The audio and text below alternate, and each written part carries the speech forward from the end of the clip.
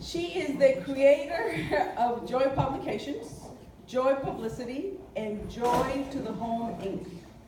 Jeanette Joy Fisher is a prolific writer, social media influencer, international speaker, realtor, design psychologist, university instructor, real estate investor, and a peace activist. She believes that change makers have the power to change the world when they have prosperity. So please help me welcome Jeanette Joy Fisher.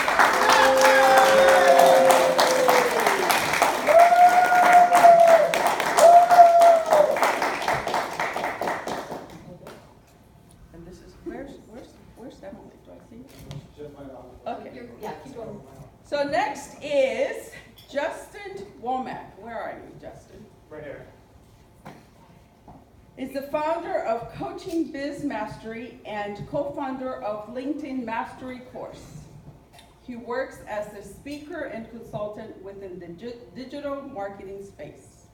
Justin is an expert at leveraging LinkedIn for lead generation. Come on, who's excited about that? He specializes in online marketing, processing including copywriting, sales funnels, social media marketing, search engine, and CRM. So I'm very, very excited to have, of course, both of you, and look forward to take some great notes. So please help me welcome Justin.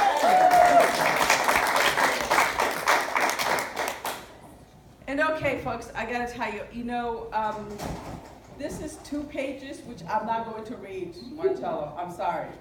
So I highlighted what I thought was really, really, really exciting for me. So he was born in the Bronx. Marcello found a passion and a way out of poverty through acting. He has been in movies such as, well, he's worked with. I'm not going to tell you the movie, I'm just going to tell you who he's worked with. And then we'll make it a guessing game, and then we'll get some prizes after that. So he's worked with Denzel Washington, Right. Sylvester Stallone, and Tommy Lee Jones.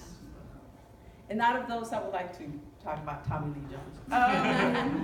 Recently, he was a guest star on The Game, Shameless, and Southland. So those are his acting accomplishments.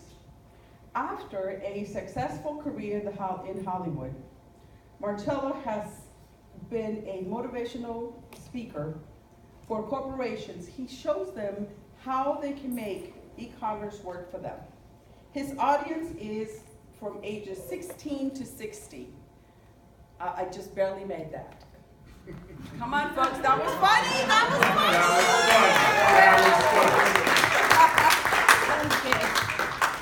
Thank you, ladies. Okay, I can't even turn the page, Marcello. Now I'm nervous, thinking about Tommy Lee Jones here.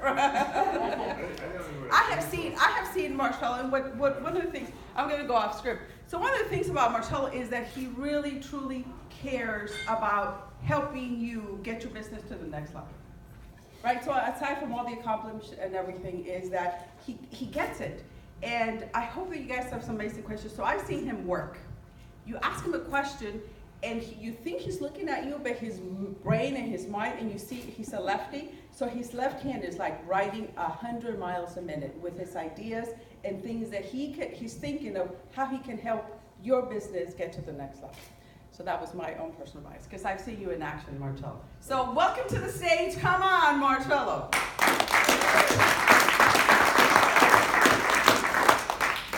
Okay, that was fun.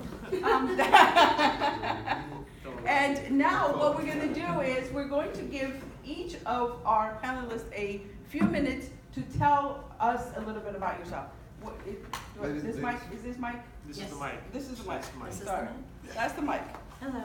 And I'm going to be timing you, so look for me in the back. 10 minutes. Can you hear me okay? Because I'm a college professor, I can yell all the way to the back if I need to. People call me Joy, but you can call me Jeanette. I answer to both. I didn't know I was going to get to talk about myself, so I was born in Hollywood. I'm got to tell you my whole life story, but I grew up in Fullerton and Anaheim. So I'm really a local girl. I'm a California girl, and I was a California surfer girl that took my surfboard to the beach and sat on it. I teach design psychology, real estate investing, social media. I got into social media in a roundabout way. One of my daughters died and then my husband died, so I tweeted my life away. And I love Twitter. It's taken me around the world. I've been to Istanbul, Greece, Windstar Cruise, Australia, Canada, and spoke at the 140 conference. And all over the Caribbean and Mexico, all because of Twitter. So if you think Twitter's a waste of time, think again. It's really great. I get free hotel rooms, discounted flights, and $10,000 off my car for tweeting about it. So anyway, more about me. I recently started, like this week, Joy Publicity because I really want to help entrepreneurs make money.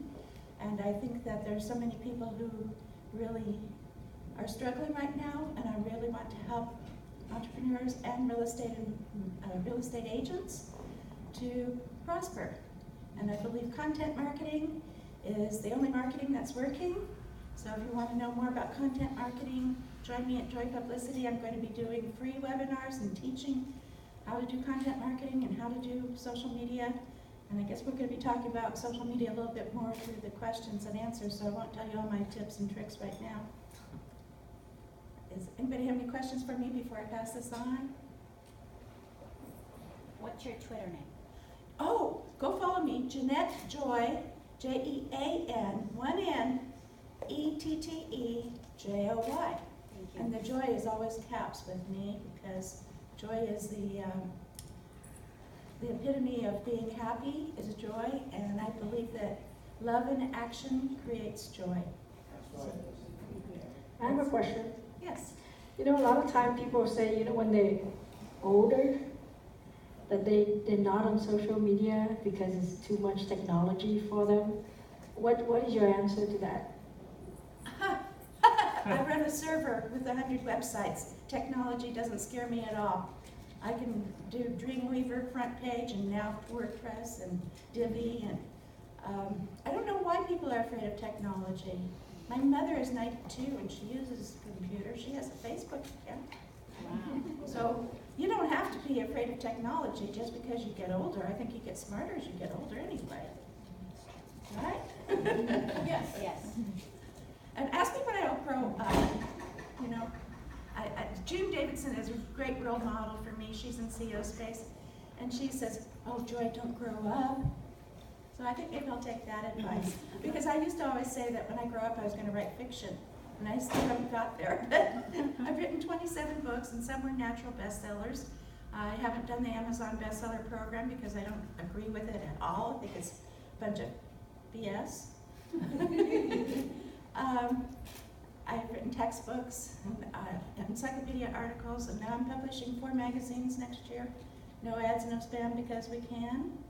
And so ask me, because I want columnists in my magazines that are on business, finance, fitness, and of course, Joy to the Home Journal about real estate and homes and design psychology and lifestyle. Joy, what was your website again? Joypublicity.com. And if you Google Jeanette Joy Fisher, I'm on like 500,000 pages online. So if you want to know how to do that, ask me. I found out about that because somebody said, oh, you need to go get your picture taken with this superstar and put him on your website because then you'd be popular because you have him on your website. And I go, oh yeah, who's this guy? So I Googled him and he has 7,000 places that he's online. Oh, okay. I have 500,000. I have 2 million views of my articles on Easing Articles. In the old days, we did content marketing, was called article marketing, and it was all about writing articles. And now that's duplicate content, so I don't get all of those credits for those anymore. But I used to be on like 2 million websites. Okay, your turn. All right. Give her a round of applause. So Emily, how long do I have? 10 minutes. Okay, 10 minutes, 10 minutes. Hey everyone, my name is Justin Womack. I know I had the intro a second ago, but I am going to talk to you a little bit about LinkedIn. So how many of you are on LinkedIn? Yeah. Show of hands, most of you. And how many of you haven't touched your LinkedIn for like a year, 2 years, 5 years? Okay. It's okay to keep your hands up because there's a lot of people in that boat. I do a lot of these talks, and usually about 80% of the hands stay up when I ask who's actually engaging on the platform. So LinkedIn is actually growing in importance, I believe, in social networking. As many of you know, Microsoft came in and swooped in and bought LinkedIn last year for $26 billion with a B. And so they've actually taken it over, and just in the last 2 weeks, they're starting to do some new integrations that have not been on LinkedIn up until this point. Like the Microsoft Microsoft Office suite is being integrated with LinkedIn right now. So as you'll be going to LinkedIn over the next couple months, you'll start to see how they're going to incorporate Word, Excel, PowerPoint into LinkedIn, so you'll be able to share some of your work that way, and just kind of they're bringing all that together, which is one of the nice things that Microsoft is able to do. I fully expect them to bring Skype, because Microsoft owns Skype. I expect them to bring that technology in the next couple of years as well. So I think pretty soon we'll be doing live video chats through LinkedIn, which makes a lot of sense on where the platform is likely headed. So LinkedIn is, as of today, they're at 530 million users in the United States. They crossed the 500 million threshold earlier this year, and now they're at 530 million. I saw in a Forbes article 2 days ago. So that's a pretty updated number. And 187 million, at least last I checked, are in the United States on LinkedIn. So it's a pretty broad network of people, and what's nice about LinkedIn versus Facebook and other social networks is everybody on there is either a business person, they own a business, or they're involved in business. Because this is a social network that is not about your cats. Because I always tell people about like Instagram, my wife has an Instagram account for our cats only, but on LinkedIn, it's going to be a professional type of atmosphere. You're going to see professionals on LinkedIn. So it's a different kind of vibe, different kind of social network in terms of what's being shared, and also there's an unwritten kind of rule of etiquette in LinkedIn. If you go on the LinkedIn feed and you see somebody posting personal posts, a lot of times they're going to get backlash from the community because people are like, save that for Facebook, save that for Instagram. This is LinkedIn. We want to talk about business here. So that's a couple kind of key differences between what's going on with the two platforms. Since I'm only here for 10 minutes and I'm probably down to about half of that, I'm going to give you a couple pointers that you can use to kind of enhance your LinkedIn profiles today so you can get found even more. And so LinkedIn is not just about building out your LinkedIn for the sake of having a presence on the social network. If you go to Google and you Google somebody's name, one of the top, usually 3 to 5 results is going to be your LinkedIn page, which is going to pop up on a Google search. And what happens is, as we're business owners and we're meeting new connections, most people, when they meet you, they're going to check your business card. The next thing they're going to do, though, is they're going to type your name into Google and they're going to see what comes up. So if you're not representing yourself well on your social media networks, and especially on LinkedIn, you're kind of missing out because that validation piece is not there. So LinkedIn becomes even more essential when you think about that in the context of how people are actually validating or vetting who they're going to work with. So as for profile advice, let's go over a few different things. The first tip I want to give you is that when you're on LinkedIn, if you're new to being a business owner, the mentality behind your profile needs to switch, because a lot of people that transition to business owners are still writing their profile like they're an employee speaking to their hiring managers. So if you're writing your profile and you're talking about how great you are at sales, that may not be as relevant as it used to be, since now we're actually trying to target our messaging towards our target market clients, and they might not want to be sold to. So keep in mind that the languaging needs to shift to speak to your ideal target market client or customer avatar. And I think that's one of the big things that people miss, is that they're always speaking to this hiring manager because they're always thinking in terms of LinkedIn being an online resume. But when you're actually using it in the context of a business owner, it becomes more of your online advertisement. It's like an online billboard for your business. So start representing yourself like that. The next point I'm going to give you is kind of an obvious one, but If you don't have a profile photo on your LinkedIn, again, you're missing out because you're 14 times more likely to be connected to by just having a LinkedIn photo on there, any photo at all. And then you're 36 times more likely to be contacted, somebody messaging you on LinkedIn if you have a professional photo done. So keep that in mind, that having a professional photo is going to position yourself for the best chances of success on LinkedIn. And that professional photo doesn't have to be like a suit and tie. It just needs to be on brand. So if your brand is kind of fun and quirky, and you're okay, wearing a baseball hat like I am or whatnot, it's okay to dress the part, but make sure that the photograph is professional, it's a headshot, and that it looks good, and that it's representing your brand in a way that you want your brand represented. And it has to speak to your target market again. So always think in mind of the photo should be speaking to the target market. The next thing I want to say is, if on your profile you have your photo and then you have your background photo. So you have this thing called a canvas photo or a background photo. And I want everyone to write this website down if you haven't heard of it, because it's incredible. And some of you probably have, but it's canva.com. So canva.com. Write that down, especially if you haven't used it, because it is amazing for not just LinkedIn, but for all social media networks. Because what you can do is you can create graphical backgrounds and social media memes, graphics for any social media network, and they're all templates that are pre-sized based on the network that you're representing.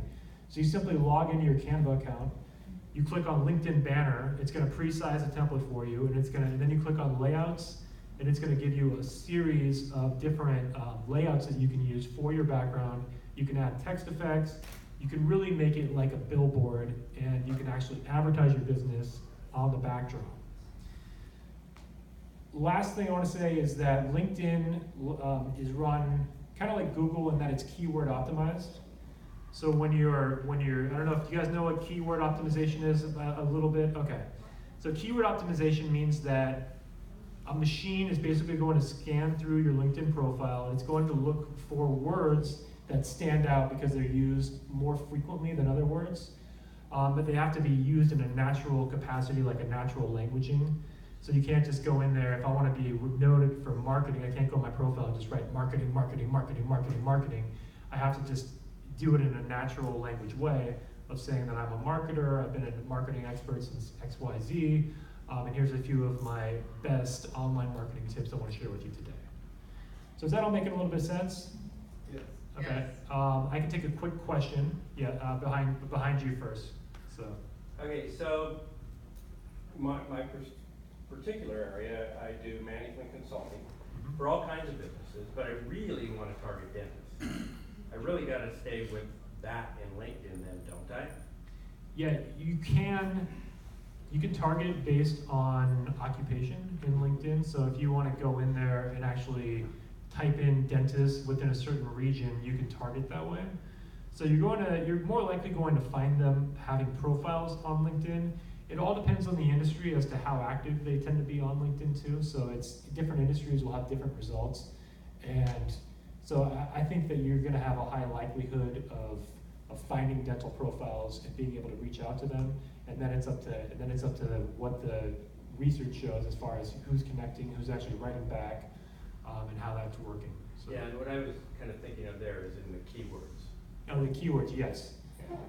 So there's, I don't have time to get into all the details on keywords, but Sharon, can you pass out, I have a form that I'm going to pass out. It's just a sign-in kind of a sheet, so if anyone's interested in getting more information from me, you can just fill out your name, and there's some check boxes on there. You can check off the words that are relevant to you, and I'd be happy to continue the conversation with anyone that wants to talk about it. So, and I do offer a LinkedIn digital course, which includes group calls and a digital curriculum. So if you want to hear more about that, we can talk about that outside as well. I'm not going to be selling that from the stage right now. So that's me. Do I have time for one more question? No. No? Okay. Sorry. I do not have time for one more question. Parliamentarian here. We want to stay on track because we have another phenomenal speaker coming up. Yes. Let me pass the mic then. Thank you, everybody. I appreciate it.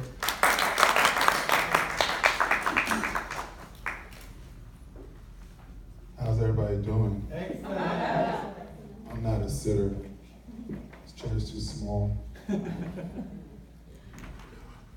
Wow, they said some great things. You know, my name's Marcello Thetford. You heard some of the stuff in the bio. Some of it's true, some of it's not. But it's mostly true. Let me tell you guys a quick little thing about what I do, but a little about me since we don't have much time. You know, I am from the Bronx, New York. I was Bronx in the house. I was a checkout boy at a supermarket. I'll tell you real quick, because some of you guys might not be here tomorrow. I was a checkout boy at a supermarket. I was working in frozen food aisle. And I didn't know what I was going to do with my life. I was 17 going on 18. I'm walking down this aisle. I'm putting away Stouffer's pizzas in this freezer every single day and night. And this guy walks down this aisle every day, 3 times a day. You know, he kept looking at me for about 2 weeks straight. 3 times a day, 2 weeks straight, the same guy. Very weird, very, very weird guy at the time. And he says, hey, I don't think you should be doing this job. I think you could be doing something else, and I think there's something in you that you have, that you don't know you have, that I can bring out if you give me a chance. And I said, what are you talking about? He said, I want you to try to read the script. Read the script, and I'll come back next week, and let me see if you studied it, and let me see if you know how to read a script. I said, okay, you know, so a week later he came back, and I read the script in front of him in the supermarket, and he said, you know, that's pretty good. You mind coming down to the Village in New York and reading another script with me and a friend of mine, you know, and I did, and he said, that's pretty good. He said, well, you come back another week. Next thing I'm thinking, I'm like, wait a minute. You got me leaving my job, you got me coming down here, and I don't even know your name. I don't know who you are. You know, you might be some type of weirdo, some type of freak. I don't know you. He said, well, my name is Jerry. He said, you know, I said, Jerry what? I said, Jerry. He said, you might not know me, but I made some movies, you know, I know you might know, my name is Jerry Bruckheimer.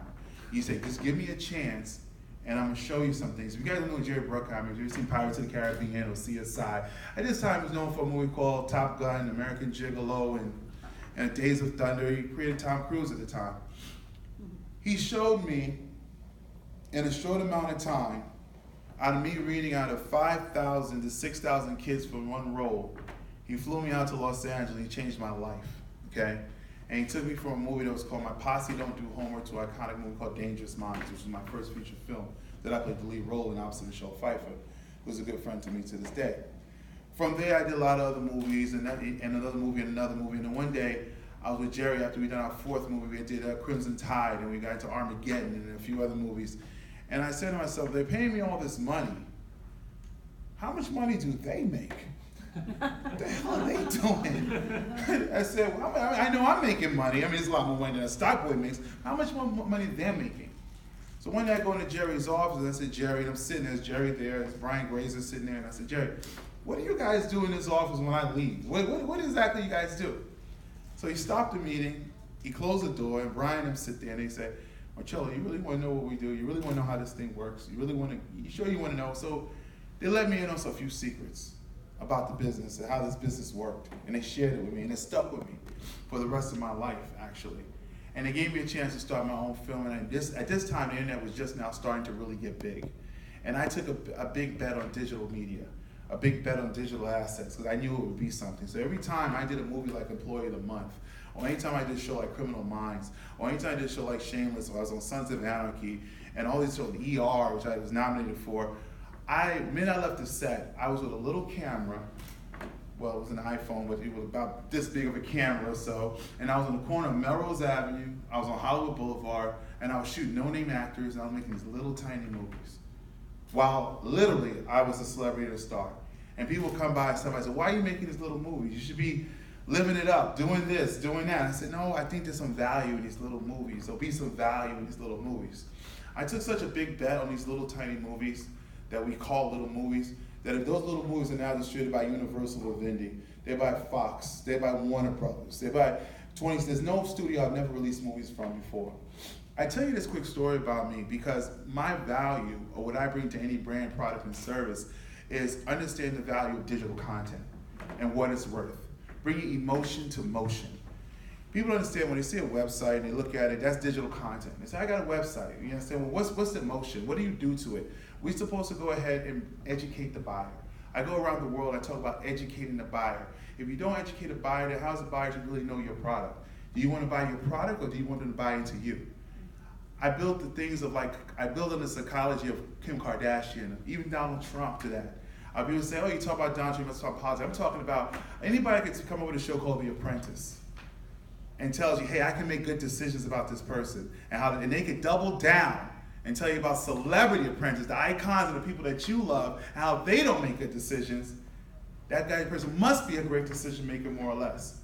It's about setting the agenda ahead with your buyer. It's about letting them know how to buy that brand, product, or service in a whole nother way where they're buying into you. It's brand culture, as I like to call it, legacy marketing. That's what I call it at the end of the day. You know, I say to my people all the time, I did a book years ago called Successful Failures. I failed so hard that I had no choice but to be successful. That's the only reason I know. And I always say to the motto when I go on stage, I say, success is an event, but to be successful is a lifestyle. So, huge big difference at the end of the day. We've all had success. Everybody's had success at one time, but you agree to be successful is challenging every day, right? So with that being said, I implore you to understand what I do. My company now is called Elite Media. We originally started as Onyx Films and we became Mosaic Entertainment. Now we're Elite Media. Elite Media is a company where we produce talk shows. We create talk show hosts. We go ahead and create talk show guests so you can be on our shows. Our offices are at Manhattan Beach Studios and a movie lot right down here in Manhattan Beach. I share offices on the same floor as James Cameron, who's doing Avatar 2, 3, and 4. Marvel is based there. I deal with a lot of tech companies. I have a lot of clients.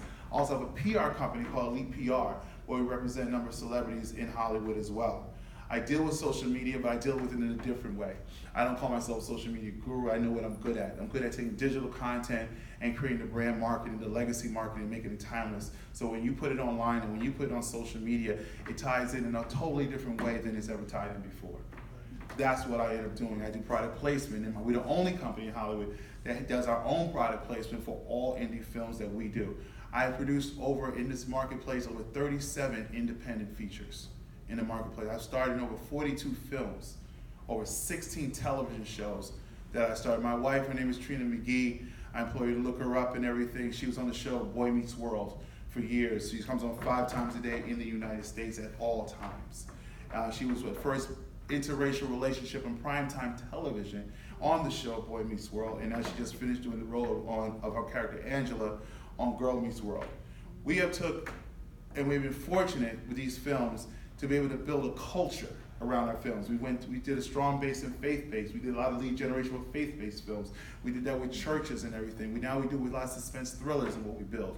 And I tell people that you can do this with your brand, your product, your service, and you go ahead and sell and tell a story with it. Telling that story is what people are going to buy. Telling that who tells that story is very, very important. We have been leaders in that. I speak all around the country, all around the world on it. I won't be here that long today. I will be speaking tomorrow for those that might be here and stuff. And I go way more in depth about what I do and everything. But I only got like 2 minutes, I'm sure. 1 minute. All right, count down 60 seconds. But what I say to you guys, if you want to ask me any questions, while I'm here, you're more free to ask me anything you want. But that's what our company does. We represent a lot of people. We're doing a deal right now with actually Elvis Presley's stepbrother, some stuff that we're doing called Growing Up Graceland, a show that we're creating right now because we're taking his brand and we're building on the Elvis brand all over again. My clients are very big clients. I've been fortunate to work with some really great people, and I'm always looking for projects I could always work with and I can sink my teeth into as something that's different than just the regular things. But this is what I love. I do what I love, and I love what I do. And while I'm here, use me and abuse me, because I'm here right now. Okay?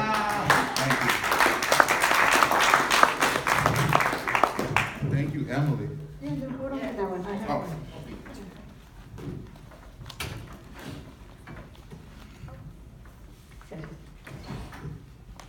So how is that for our panel?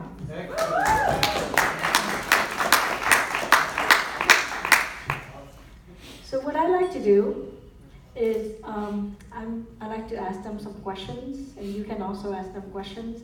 You know, when you're trying to grow in your business or you grow personally, if you find out that you're the smartest person in the room, get out of the room. Go find another room. Go hang out with people who are smarter than you, who are doing more than you, so you can learn from them. Now, if you decide that you're going to be there to mentor the room, that's different. That's a different intention. But other than that, otherwise, get out of the room. Go learn it from other people. So I'd like to ask this panel a couple of questions. I'll ask Marcelo first? Marcello. Marcelo first? Marcello. Yes, Marcelo. So, how did you start in digital content? Like, how did you decide from, I know you're a celebrity, and how did you decide that that's the route you're gonna take?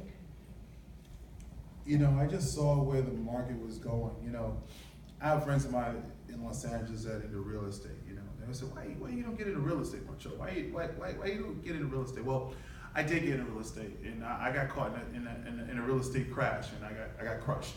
I lost 2 houses, and I was hurt really bad. Okay, I never forget the day when I literally had took 2 years to build a particular house. I have 4 kids, by the way. My kids are all grown now. Okay, my oldest is 24, my youngest is 20, and I had to move out that house. I couldn't afford it, guys. I'm telling you the truth. I had to move out. I couldn't afford the note. Things went bad in what I was doing, and I was crushed. And then I started looking at real estate in a whole nother way in digital content. There's virtual real estate out there that's endless, okay? In my business, for a strong part of time when I was doing my genre of faith-based films back in 2006, 2007, I was holding about 85% of the shelf space in Walmarts. That's a hell of a thing to do. You don't understand the value of that. All my titles, all 22 of my titles of faith-based were going through those years. And then the market changed. We started having stuff called Amazon, eBay, all these other new companies started coming up and everything. Some stayed, some didn't.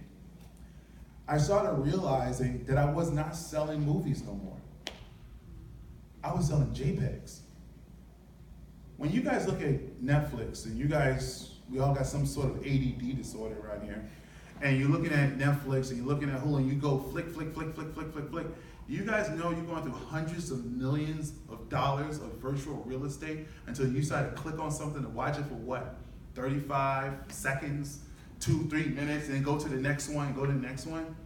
That's all virtual real estate. And I started seeing the value in digital content. That all I gotta do is have a reason to have another JPEG out there. The content is great.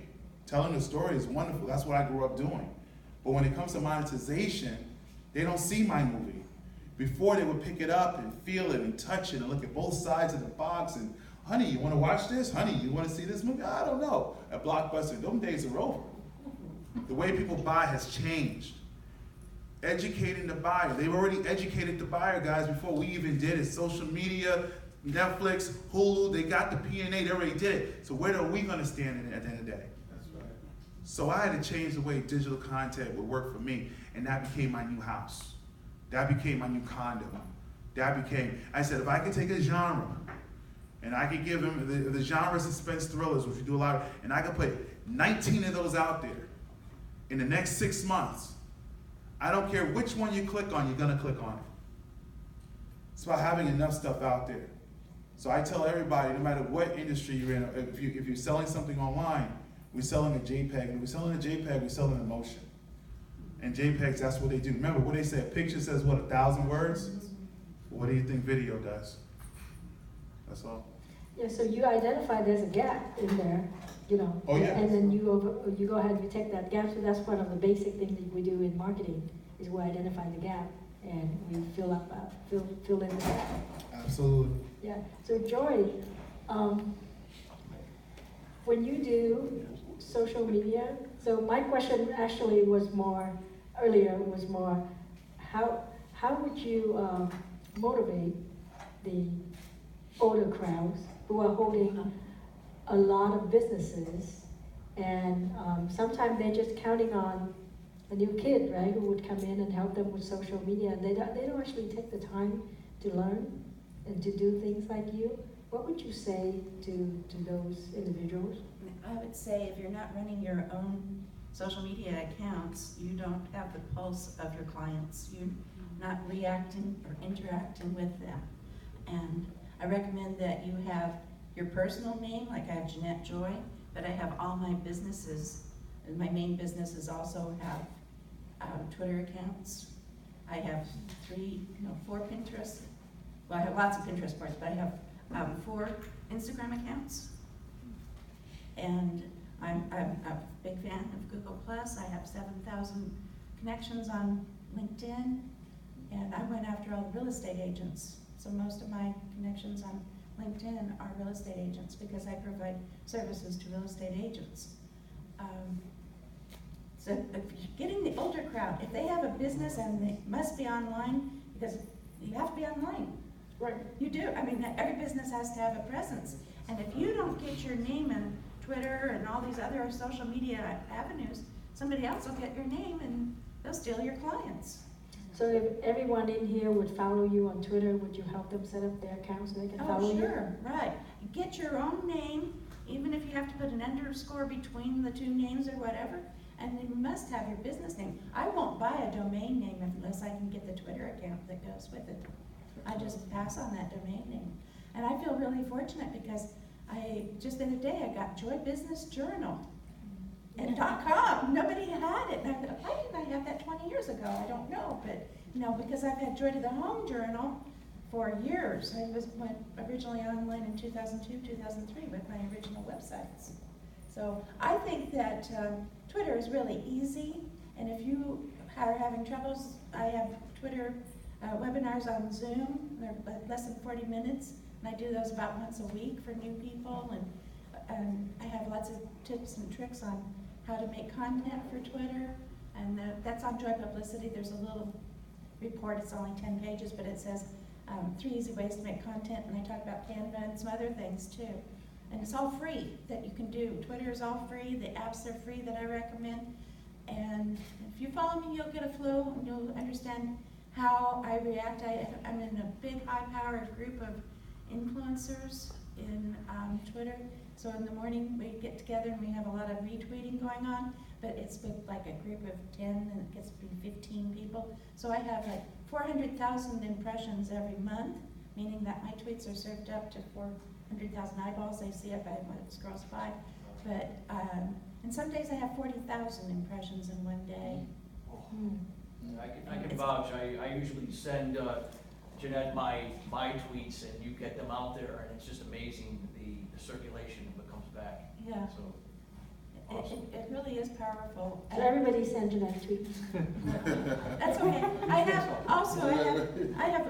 probably have 50 Twitter accounts, but I really have active 20 of them.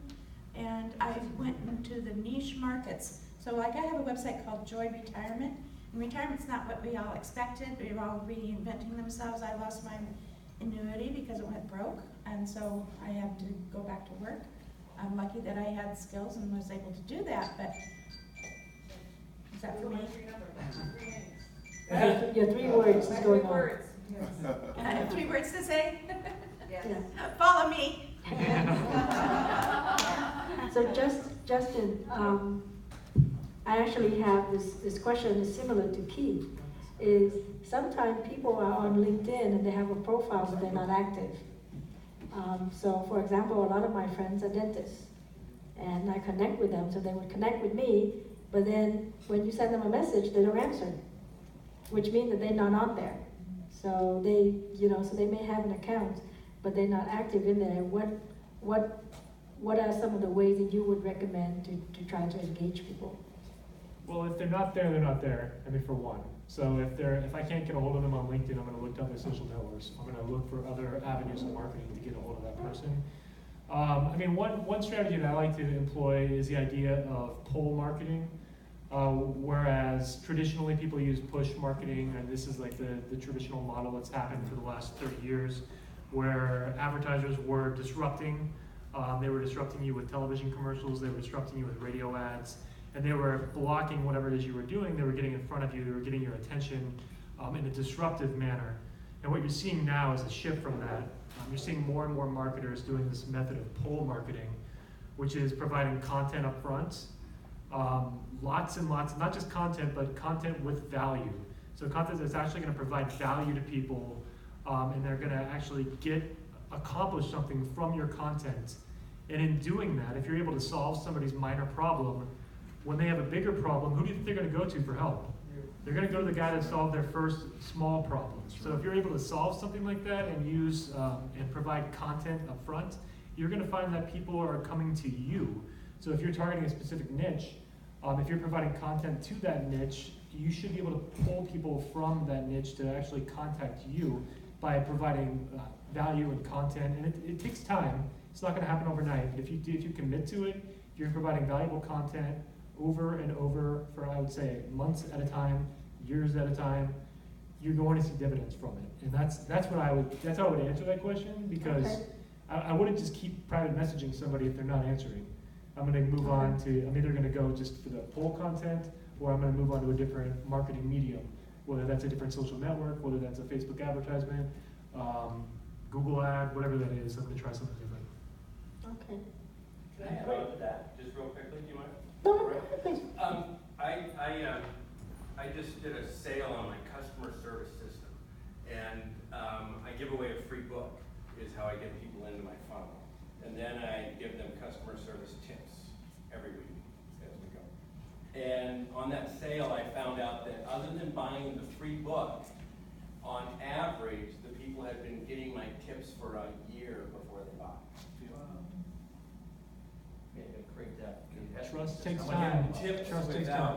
without buying anything, not selling them anything else. They just been getting my tips. Now, they've gotten some other offers along the way, but on average, it was a year.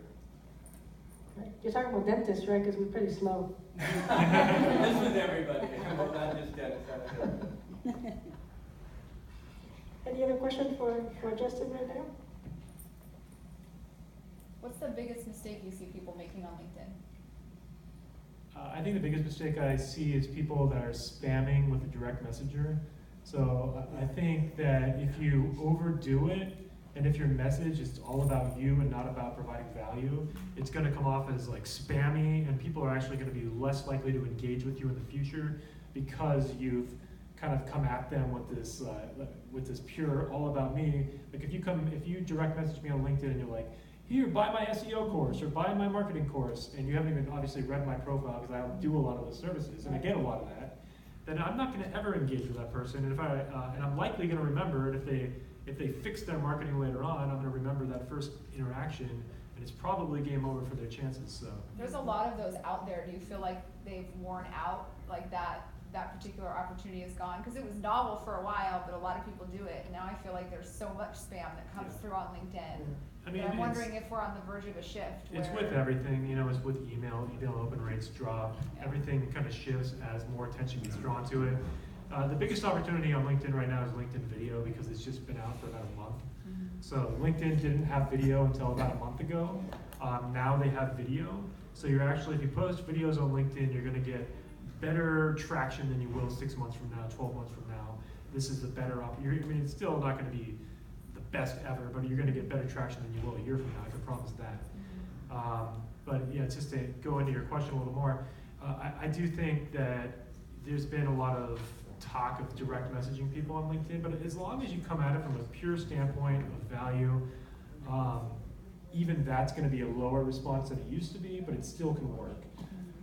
My biggest thing is I've had people direct message me that are asking to hire me, and that's the best way I get business from LinkedIn. Or if I do go out and out message to them, I'm looking to set up like a discovery phone call or something like that, and I'm looking to kind of interview them and see where their needs are, how I can provide value, and hopefully that makes sense. Dr. I have John? a question, Justin. So when I first had a LinkedIn account, I guess about 5-6 years ago, people originally told me, they go, oh, it's if you're looking for a job. And being psychologically unemployable, I'm not looking for a job, thank goodness. But I got a lot of things on there saying like, so-and-so endorses you for this, and I'm like, they did? In other words, they're endorsing me, or what?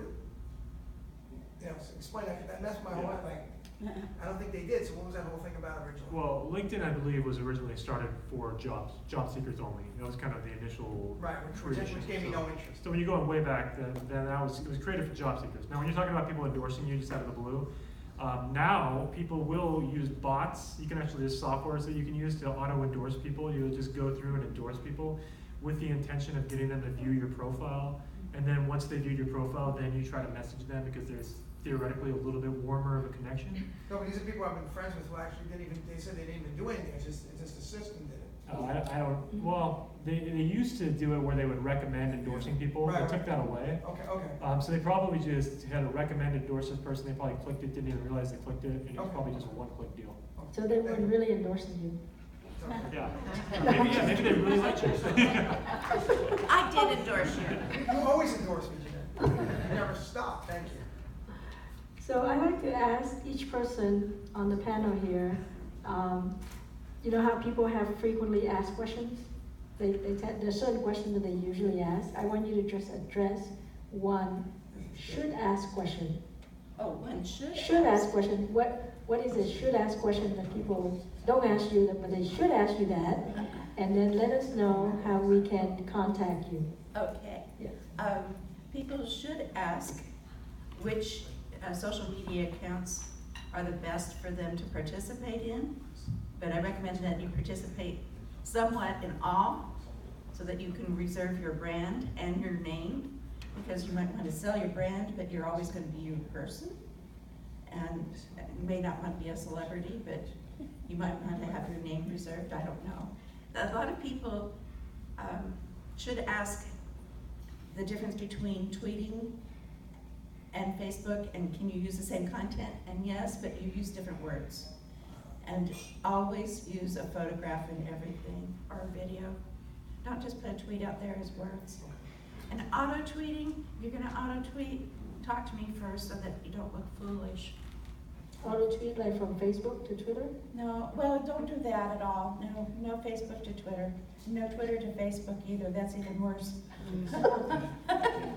Okay, I do There are lots of Facebook to places Twitter. where you can have news aggregates to auto-tweet your topic, and that's very valuable.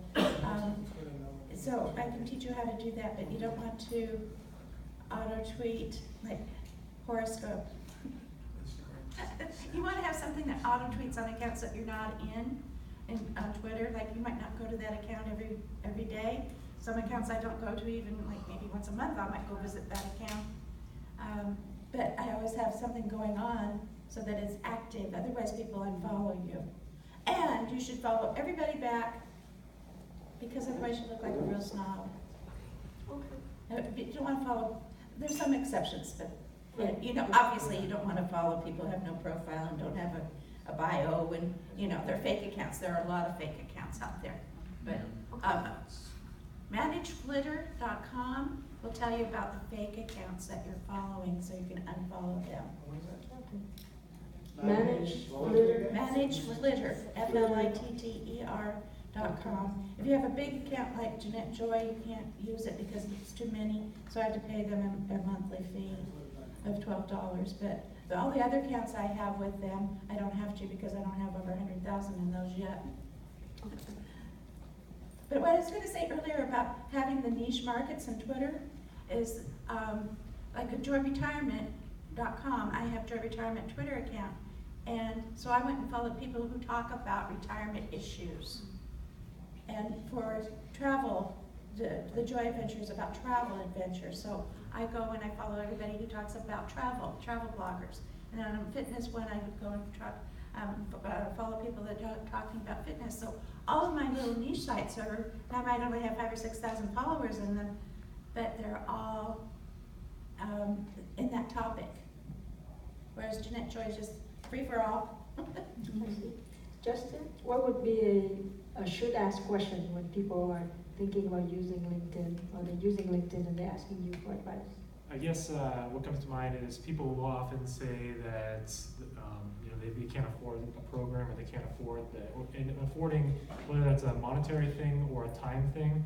So I guess I would turn it around on them, and it's kind of like they should be asking, how can I afford not to be investing in social media marketing in general? And that's not just LinkedIn, that's all the networks, because it is about width in a lot of ways, where you want to be on a number of social media platforms. You want to have the same bio across all the social media platforms, because all of that is going to enhance your search engine rankings on Google. It's going to do a lot for your brand. And if you're not on LinkedIn, you know, the question is, what's it costing you not to be on there? Because if somebody Googles you and then nothing's coming up, or what comes up is an old photo that somebody, or an old article that somebody else wrote about you, or a bad Yelp review or something, you're not controlling your brand narrative, you're not controlling your own narrative. So I would just say that there's a lot of value in it, and I just think people should think about not just immediate monetary gains, but also like the opportunity gains of having a LinkedIn profile and having that kind of brand equity built up for you. Marcello? I guess the best question would be, well, you know, what can I do for you guys? What does Elite Media do? You know, in this realm, in this industry, what we has slowly made a name for ourselves really fast, and work with some really great people. We do book trailers. We have a book, and you're an expert. We do amazing book trailers. We do speaker trailers. Right now, we're working with Forbes Riley, redoing her whole brand of speaker trailers. What we're doing with her and stuff. If you don't know her, she's $1 billion host and everything. You'll see online and stuff that she does. We have talk shows that we shoot literally at Manhattan Beach Center Studios, where we have already set up. You know, no different like an Ellen show. You know, full out done, where either you use your show and you host your own show, or you're a guest on the show. You know, our thing is building you and branding you as an expert, giving you the content so that will look great on LinkedIn, that would be great on Twitter, that would be great in all the stuff that these awesome people are talking about, is giving you that brand motivation to the people, to put that emotion to motion. That's what I always like to say. Educating the buyer in what you're able to do and giving them brand culture of making you the expert, of making yourself in a position that you're irreplaceable. That's what we provide for speakers, authors, experts, and people that have brands, as well as creating content that educates the buyer in that of film. We do shorts, we do brand videos, we do corporate videos, you know. We go ahead and we do full out documentaries. We do 45-minute to 60-minute documentaries that where I show you where you basically take the same content and you can make money on that content, you know, instead of trying to put it on a billboard or something like that to promote yourself. Why not can't it be on Amazon? Why can't it make money? Why can't you be the commercial and the entertainment? And people always come to me and ask me, yeah, hey, well, I'm not an actor or I'm not this. We are purposely set the way we do our business to make you the star. No one's gonna sell it better than you at the end of the day. And that's what we do. 25 years experience in what we've done as a company, and we took no names and made them names in this business over and over and again. We've exceeded and went past the expectations we thought we would ever do. So that's what Elite could provide for you, and that's what we do. And we set up packages that we bring you in, we do a strategy session, we set you up, we work with you all the way through from beginning to end, and we give you turnkey product that you can go ahead and market in any which way, fashion that you choose.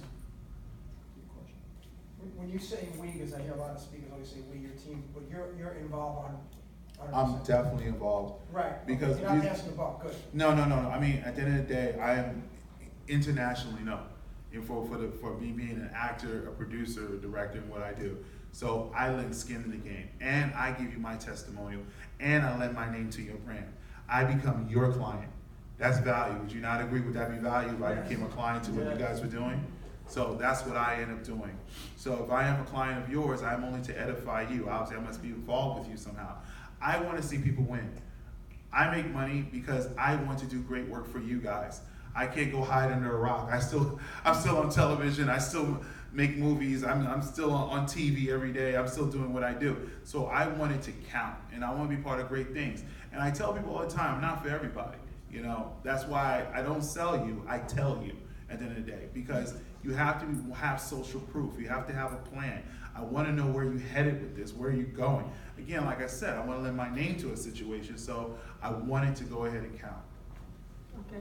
So my next question is, if you have to start over again in whatever business that you're doing right now, that you're an expert, what would you do differently?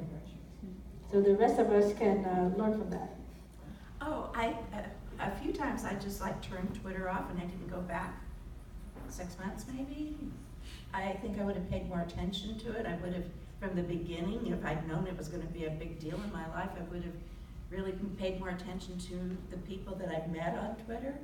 And I have to say that almost everything that I do now is related to something that I came because of Twitter. And so I'm really grateful for that. But I also wish that I would have jumped on Facebook. I ignored Facebook for the first 5 years it was out, I think. I did have an account, but I never did anything with it. And now it's kind of like too late because they don't serve up your stuff unless you advertise it on Facebook. I mean, I know I'm friends with a lot of you in here, but I never see you unless I go to your Facebook page because Facebook doesn't give you in my feed. So I think Facebook's kind of like a waste of time for me right now. But I really wish that I would have paid more attention. I had no idea I was going to go back into work and, you know, it's like life changes. Well, that kind of go back to when we talk about necessity, that we want to do our best, and that's a choice.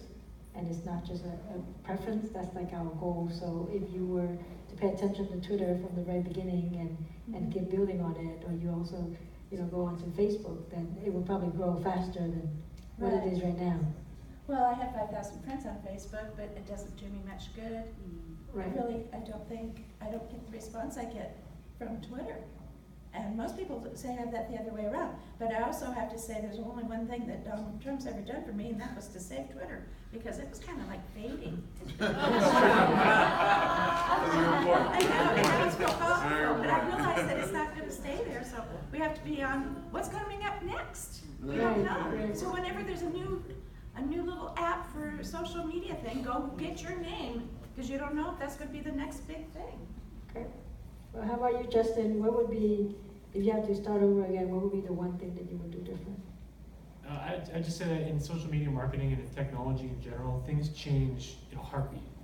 Like everything is, what was true yesterday is not true tomorrow, what is not true today. You know, what's true today won't be true a month from now. So every time I'm learning about new things and trying to keep up in the market, there's this principle that Eben Pagan, you guys know who Eben Pagan is? A few of you, he talks a lot about how the #1 success driver for business owners is speed of implementation. So I would say that if I would go back, I would have pushed myself more to be a faster implementer on new tech, because I didn't adopt into Facebook Live fast enough to where there was a big opportunity with Facebook Live when it was first rolling out. I didn't adopt to Facebook advertising fast enough, whereas the first people that were on there were getting amazing cost per click results and amazing results for the money. So in this industry, the faster you are to jump on the newest information, the newest trend, the more likely you are to have success, and the more likely you are to have success at the lower cost. So that's what I would say would be what I would have changed, and what I'm working on changing as I go forward too. Is if I see a trend, jump on it now, don't wait. Great. That's great advice, because I think that's what stops a lot of us, is we sit there and we're thinking and then we don't take action. Marcello? I would say the biggest regret I have, because I have put out so many titles, is that and I had the option to do this, but I just didn't understand it at the time. And you would think I would have. I should have had, through Universal, through Sony, through Fox, I should have had the email list of every title I ever sold for the niche I sold in. I think about that all the time. All the time I think about that. We said to release all the mistakes, remember? Well, yeah, well, this is a woosah. I'm releasing the mistakes. Because I was young, I was moving fast, and I was about the money. Or at least I thought I was about the money.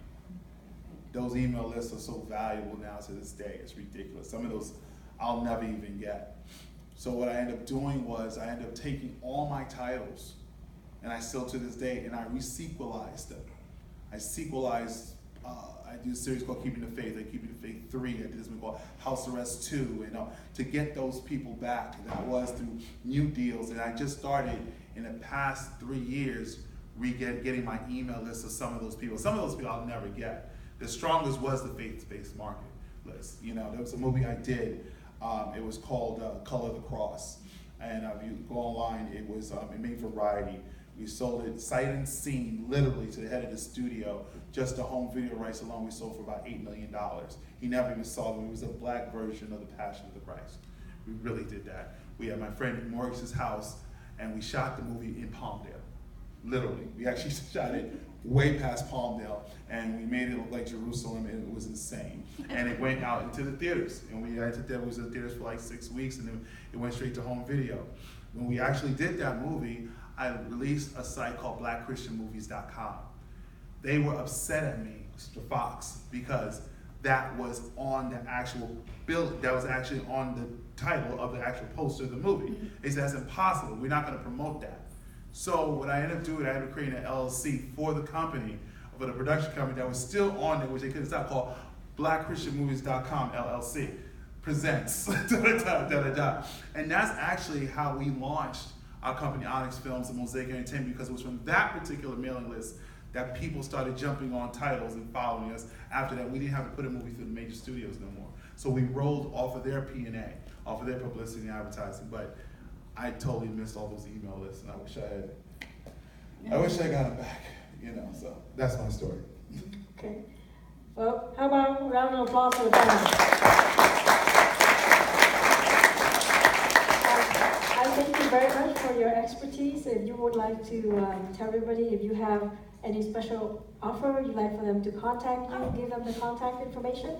I have free ebooks on science of getting rich with some other tidbits on wealth building on joypublicity.com, and webinars from business building to how to do internet marketing.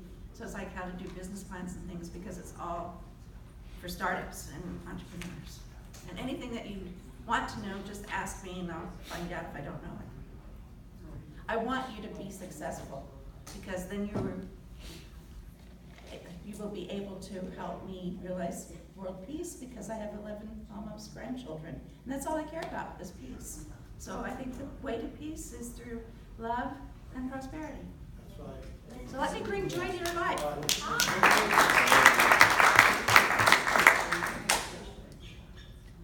I already passed out the sign-in sheet for me, so if anyone is interested in contacting me further, please bring that back to me at the break or whatnot. I also do offer a LinkedIn digital course that comes with group calls as well, live group calls. So if anyone's interested in that, you can see me at the break. I do have a free webinar that will kind of go more into that course and kind of give you more tidbits on how you can optimize your LinkedIn profile. And again, as long as you fill in one of those sign-in forms, I'll make sure that you get the information about my webinar that's coming up. Great. And thank you all. It's been nice. Thank you.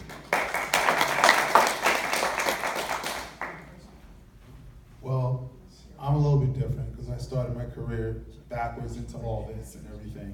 Since I am out there, I don't keep a website in what I do. It's not, you won't find it. You'll find everything about me. You'll find films. You'll find everything about me and everything. I'm a very real person in what I do. I keep everything because I still produce and I still act and stuff. And it really doesn't tie into what I do into the corporate world and what I do. Did you give out your cell phone number? I am going to give you my personal cell phone number right now. That's the difference about me. And I want everybody to write it down right now. And it's literally right here, right now. Actually, it's sitting over there by Chilla, actually. My number is actually 213-807-4545. We'll do a discovery call. We'll sit down. We'll talk. I'll bring you into my offices. You'll see my team. You'll see what we do. We give a whole presentation and everything. And you'll see if it's value for you.